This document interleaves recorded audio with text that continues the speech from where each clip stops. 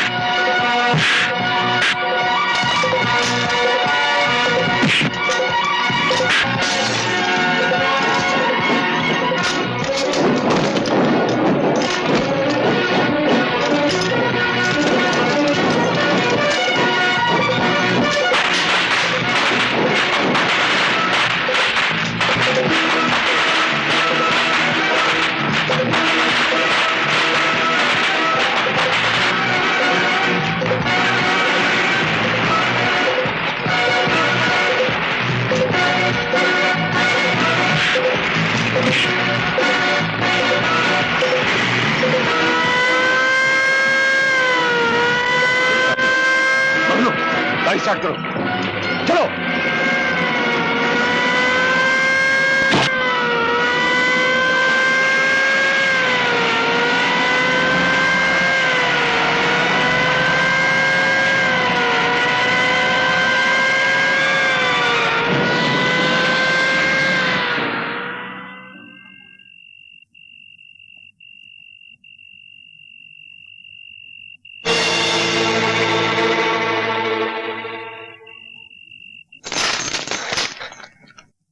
शमशेरा तुम? हाँ, उस दिन जेल में जो हमारा तुम्हारा मुकदमा शुरू हुआ था, मैं चाहता हूं कि आज उसका फैसला हो जाए। तुम्हारे सामने बंदूकें भी पड़ी हैं और तलवारें भी, जो चाहे हथियार उठा सकते हो। नहीं शमशेरा नहीं, तुमने अभी अभी मेरी जान बचाई है पुलिस से। मैं सब कुछ कर सकता हूं, तुम पर हाथ नहीं उठा सकता। हाथ उठा नहीं सकते, बढ़ा तो सकते हो। हमें तो तुम्हारी दुश्मनी भी अच्छी लगती थी और अब दोस्ती भी अच्छी लगती है। फिर एक बात बताओ दोस्त, मैं तो उस मोहल्ले में अपनी जान से मिलने गया था, तुम वहां क्या कर रहे थे? मैं अपने एक दुश्मन का पीछा कर रहा था जो उसी कोठे पर गया था। ओह, इससे तो यही जाहिर होता है कि हम दोनों का एक ही दुश्मन है। दुश्मन ने हमारी दोस्ती की जंजीर में एक कड़ी और जोड़ दी है। दुश्मनी वो आग है जिसमें दोस्ती का लोहा तपकर फौलाद बनता है। इसी बात पर एक बार फिर से मिलाओ हाथ।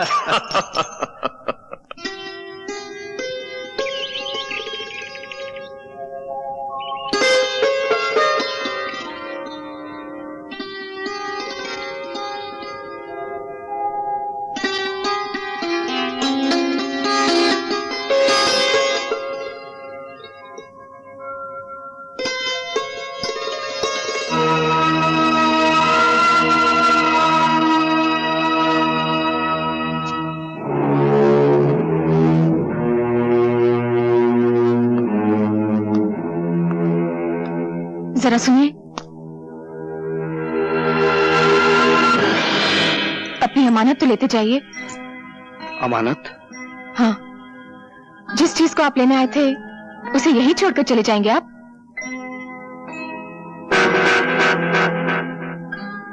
ये हार जो आप वापस कर रही हैं, इसकी कीमत जानती हैं आप? जानती हूँ, लेकिन इस हार की कीमत आपकी मुलाकात से बहुत कम है।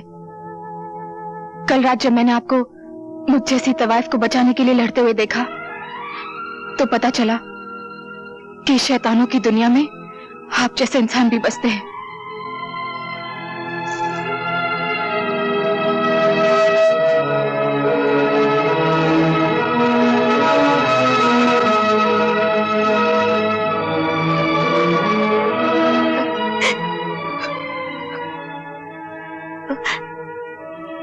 लो मां, अपना खानदानी हार।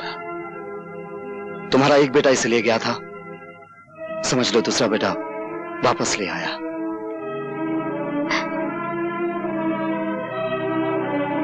हार तो तुम ले आए हो, लेकिन इस खानदान की इज्जत कब वापस आएगी? मैंने सुना है मेरा राजेश पागल हो गया उस नाचने वाले के लिए। जिस तरह आज हाल ले आऊं मां, उसी तरह एक दिन राजेश भी आएगा। तुम्हारी आंखों से जो मोतियों की लड़ियां गिर रही हैं, उसके एक एक दाने पे मैं अपने खून की आखिरी बूंद तक कुर्बान कर सकता हूं।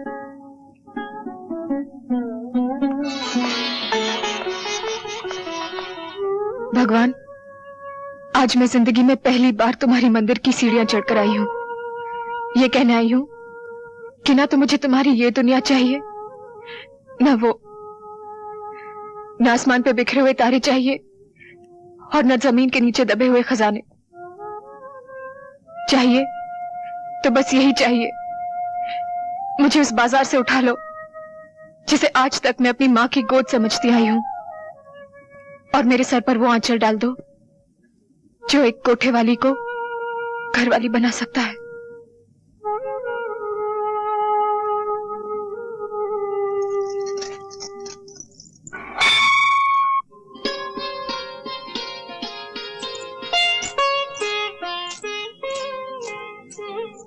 आप? तुम्हारे लिए एक छोटी सी भेंट लाया हूं, इसे कबूल कर लोगी तो समझूंगा मेरे जीवन को अर्थ मिल गया है। जीवन का अर्थ ही तो ढूंढने आई थी आज मैं मंदिर में। मुझे नहीं मालूम था कि देने वाले के हाथ इतने बड़े हैं कि भीख मांगने वालों की झोलियां छोटी पड़ जाती हैं। इसे घर जाकर खोलना। समझ लो मैं जो लाया हूं वो एक सपना है, पूर्णिमा की पिघलती हुई चांदनी का बना हुआ।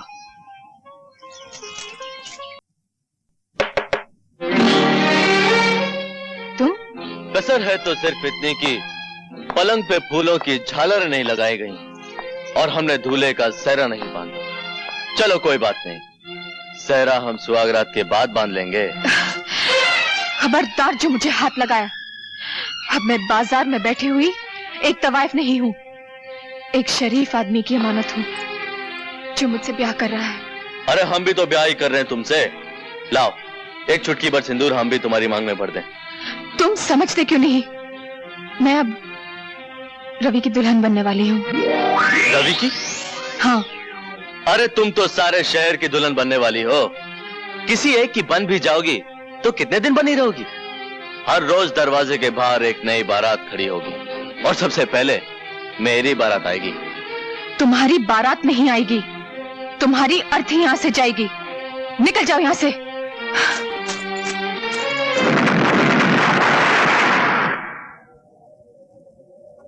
शाबाश, आज रवि की जिंदगी का आखिरी दिन है। उसकी जीप यहां से गुजरेगी तो धमाके में उसकी जान और मेरा इंतकाम दोनों खत्म हो जाएंगे।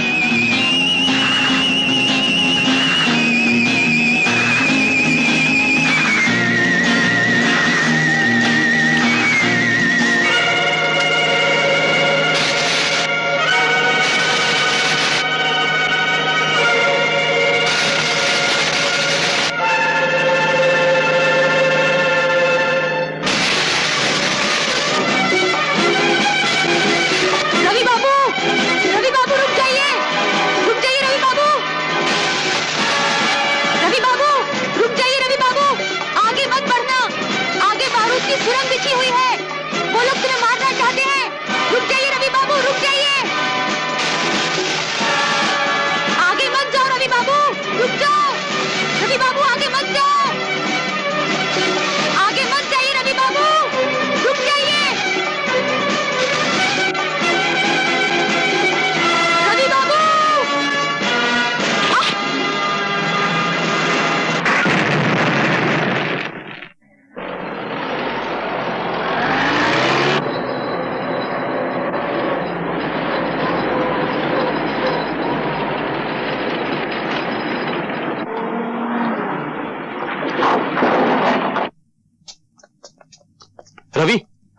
तुम्हें चोट तो नहीं आई?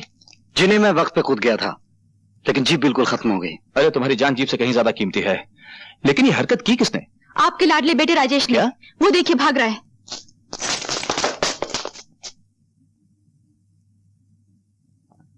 मुझे बचा लो माँ, मुझे बचा लो। आज तुम्हें कोई नहीं बचा सकता। क्या हुआ?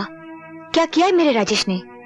आज ये एक ही छलांग में इंसानियत की आखिरी हद से गुजर गया है। तुम जानती हो, आज इसने रवि की जान लेने की कोशिश की। रवि की? क्या ये सच है? यही सवाल जब अदालत में इससे पूछा जाएगा तो ये कह नहीं सकेगा कि ये झूठ है। सवाल तो आज मैं अपने आप से कर रहा हूं कि मैंने ऐसे बेटा मांगा क्यों था। मैं तो अपनी वसीयत में लिख जाऊंगा कि मेरी चिता को नीच से नीच आदमी आग दे, मगर ये अधिकार मेरे बेटे को ना मिले। मुझे ये अधिकार चाहिए भी नहीं। चाहिए तो सिर्फ अपना वो हक चाहिए जो आपने एक सगे बेटे से छीनकर एक बेगाने को दे दिया है। मेरा जुर्म ये नहीं कि मैंने रवि की जान पे हमला किया, मेरा जुर्म ये है कि मेरा हमला नाकाम रहा। आपने मुझे बुलवाया था ठाकुर साहब? आइए इंस्पेक्टर साहब, इसे गिरफ्तार कर लीजिए। इसने रवि की जान लेने की कोशिश की है। ठाकुर साहब, तुम देख रही हो माँ, पिताजी मेरे साथ क्या सुलूक कर रहे हैं। जो आज हुआ है बेटे, वो कई साल पहले हो जाना चाहिए था। गलती तो हमारी है जो हमने जहर के पौधे को दूध से सींचा। इंस्पेक्टर साहब, ले जाइए इसे। ठीक है। इसे एक मौका दे दीजिए, ये सुधर जाएगा। ले जाइए इसे इंस्पेक्टर साहब। भिजवा दीजिए मुझे जेल में, चढ़वा दीजिए मुझे फांसी के ऊपर। इससे ज्यादा आप कर भी कर सकते हैं। आप मेरे बाप नहीं, कसाई है, कसाई है आप। सावित्री,